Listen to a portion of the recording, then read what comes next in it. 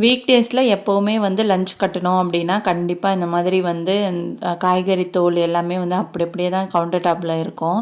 ஒரு சில நாள் மட்டும்தான் நம்மளால் வந்து கரெக்டாக மெயின்டைன் பண்ண முடியும். மற்ற நாள் வந்து எல்லோரும் கிளம்புனதுக்கப்புறமா தான் க்ளீனிங் ஒர்க்கே ஸ்டார்ட் பண்ணுற மாதிரி இருக்கும்.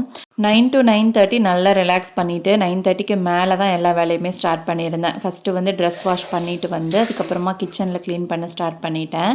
இந்த கண்டெய்னர்ஸ்லாம் வந்து நம்ம எப்பப்போ காலி ஆகுதோ அப்போ எல்லாமே அப்படியே கழுவி நம்ம காய வச்சிட்டோம் அப்படின்னா ஃபுல் டீப் க்ளீன் பண்ணும்போது நமக்கு அவ்வளோ ஈஸியாக இருக்கும். கண்டிப்பாக இந்த மெத்தடை ட்ரை பண்ணி பாருங்கள். மொத்தமாக போட்டு கழுவுறதுக்கு நம்ம இந்த மாதிரி பண்ணி வச்சிடலாம். எப்போவுமே நீட்டாக மெயின்டைன் ஆகும்.